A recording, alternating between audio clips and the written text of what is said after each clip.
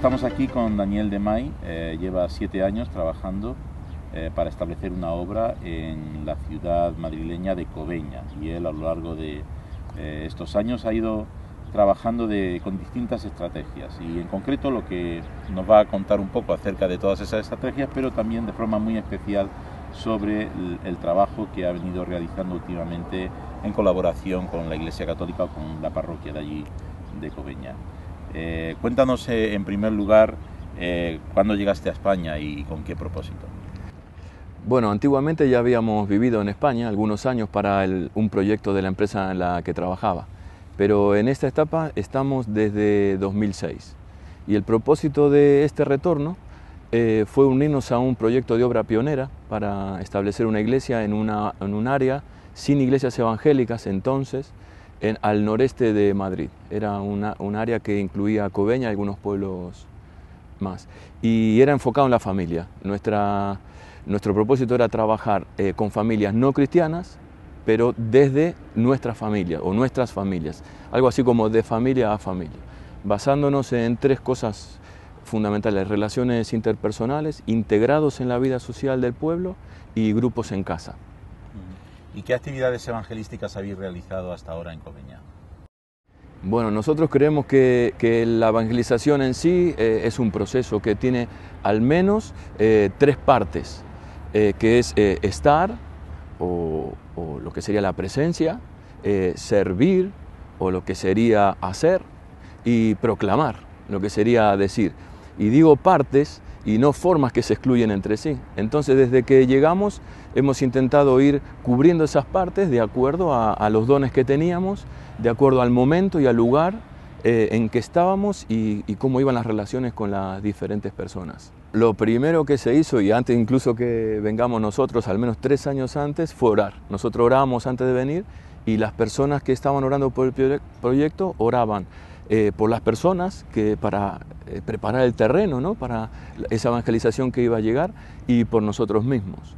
Lo segundo fue, con eso de estar y de integrarnos, fue establecernos en un área dentro de esa zona. Estuvimos buscando un tiempo hasta que apareció la casa donde vivimos desde entonces hasta hoy, con la idea de establecernos e integrarnos.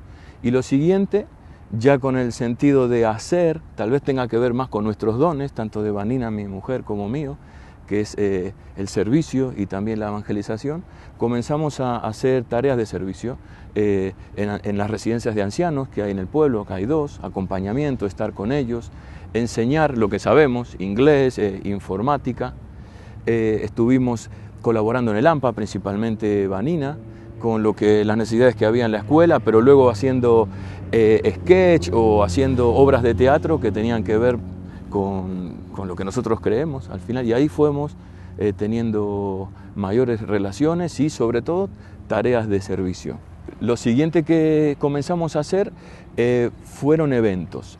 Supimos que Jorge Borrow había visitado Cobeña en 1839, así que hicimos una exposición de quién era Jorge Borrow, qué era lo que hacía, que era vender Biblias.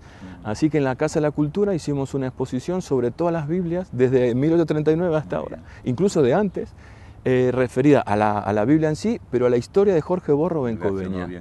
Muchísimo. La gente se acercó porque no lo conocían. Contamos los capítulos que hay en un libro famoso, la Biblia en España, de esa época, que tradujo Miguel Azaña. Los pusimos ahí en la Casa de la Cultura en su idioma original y en traducción. Incluso le hemos regalado algunos cuadros que recuerdan a esa historia. Pero luego descubrimos, al siguiente año, que en los inicios de Cobeña están los judíos. Entonces hicimos una exposición llamada Raíces Judías en Cobeña, con toda la influencia que habían tenido los judíos en Cobeña hasta el siglo XV. Haciendo énfasis en el judío más influyente. Y la gente asistía a las exposiciones. A ese sobre todo. Desde ese evento nuestra vida y nuestra relación con las autoridades locales cambió.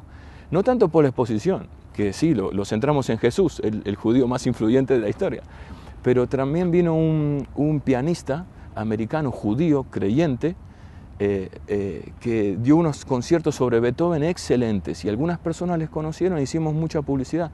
Entonces todo el pueblo fue a escucharle, se hizo publicidad en la radio, y fue de tanta calidad y su testimonio fue tan certero que la gente a partir de ahí ya nos trató distinto. ¿Y todo eso lo habéis hecho como personas o tenéis una asociación? No, en ese momento era todo informal. Estábamos juntos como proyecto. Las entidades que colaboraban, una iglesia de Madrid, una misión... ¿No estabais constituidos como no, para nada. Tardamos muchísimo en constituirnos como entidad. De hecho, estamos en proceso. Todo era informal, de familia a familia, como te decía. Nos uníamos familias y proponíamos.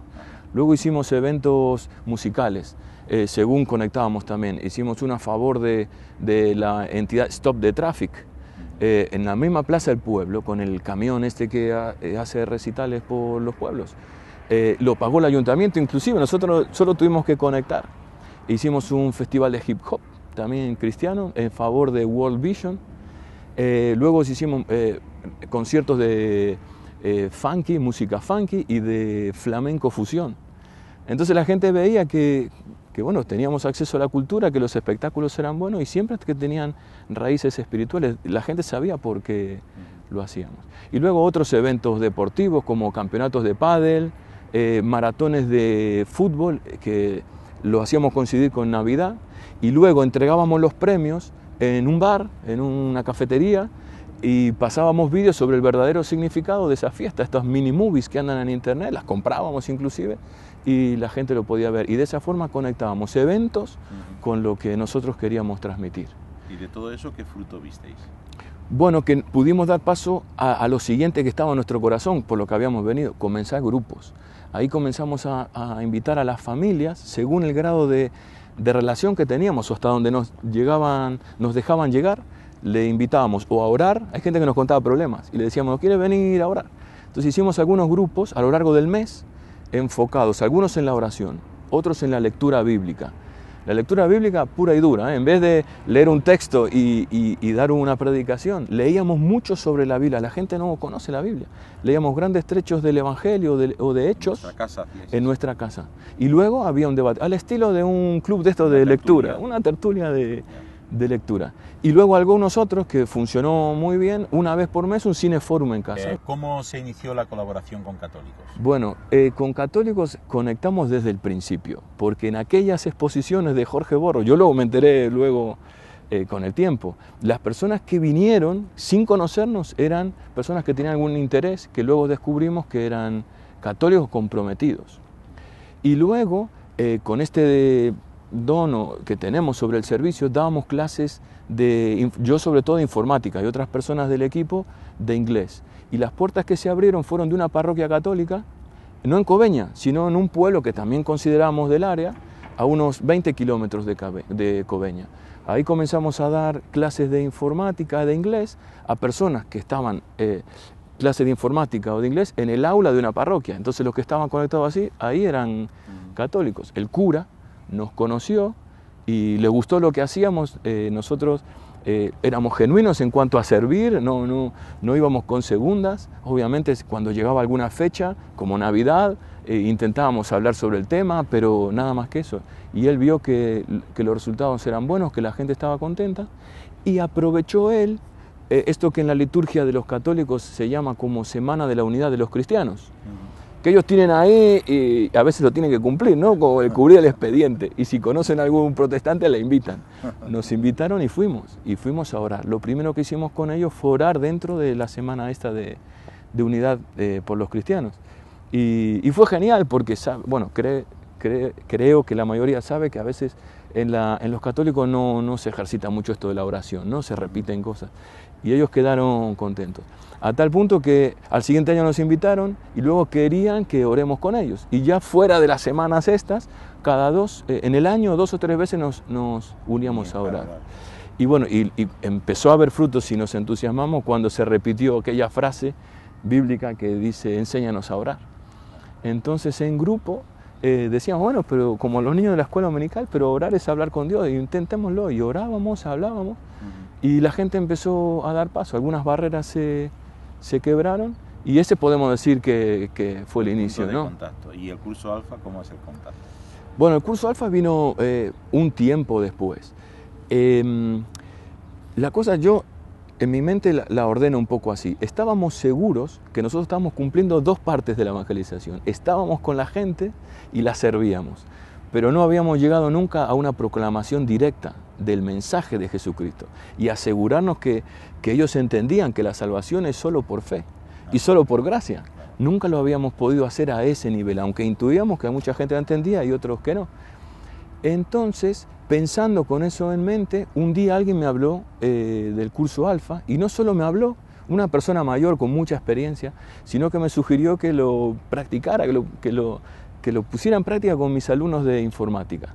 Y a mí, no sé, en principio tenía un poco de miedo, no sabía el momento, pero seguía ahí, orando y pensando, y un amigo cristiano que habíamos compartido algunas tareas una vez, me comentó de un curso Alfa en el contexto católico. Yo no sabía ni que existía, porque sabía que el curso Alfa nace en el ambiente protestante. Y el curso Alfa en el ambiente católico había tenido bastante éxito en Francia y estaba empezando un poco en España. Entonces le dije, ¿conoces algo donde se hace?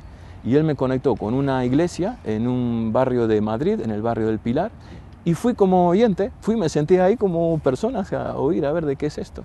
Y bueno, lo primero que yo veía ahí fue un impacto tremendo en mi propia vida. Fue solo entrar y ver el grupo de personas católicas, comprometidas. Se notaba en el ambiente que el Espíritu estaba ahí, gente testificando del Señor, sirviendo a otros y a través del curso proclamando el mensaje que yo me quedé. Y pensé, tal vez esto es lo que estaba necesitando, y además rompía en mí barreras que yo tenía. Así que me hice todo el curso y al segundo año volví, esta vez como ayudante.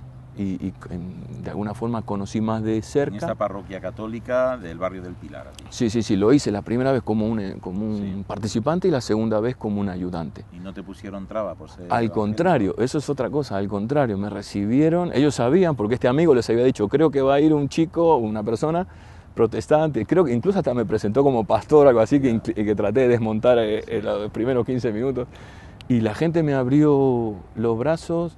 Yo, claro, también nunca, si surgía algún tema que podría ser controversial, yo no entraba por ahí, porque el curso Alfa se basa en el primer anuncio, anunciar a Jesús como Salvador, no en temas doctrinales o controversiales.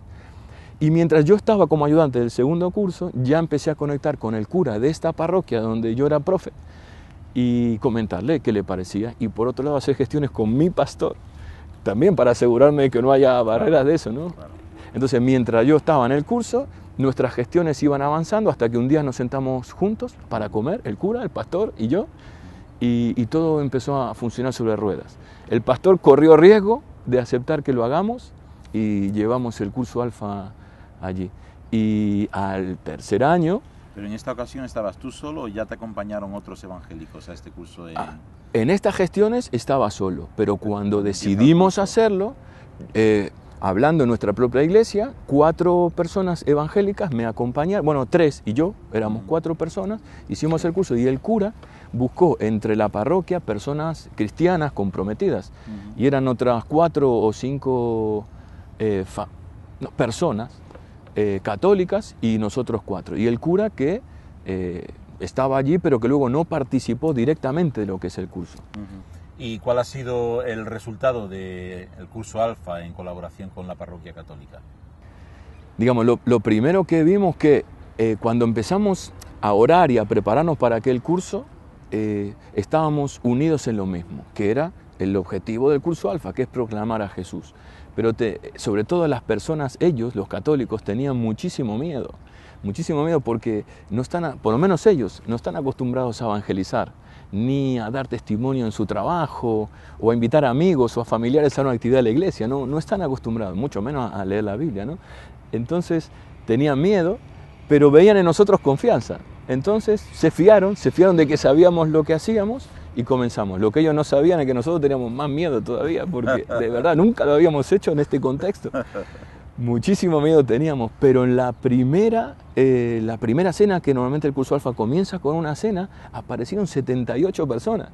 Y ya el miedo se fue diluyendo, porque entendimos, lo sabíamos del principio, pero ahí confirmamos que Dios estaba delante. ¿Y el cura dijo algo de que allí había evangélicos? ¿O ellos sabían? ¿Había alguna información sobre este tema? ¿O eso fue algo que fue surgiendo?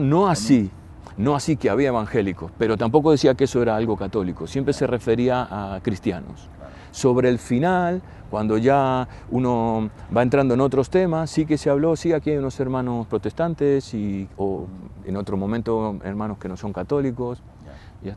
Pero respecto a lo de las conversiones, aquel día eran 78 personas en una casa. Lo que sí que en este pueblo, en esta urbanización, las casas son un poquito mayores que lo normal.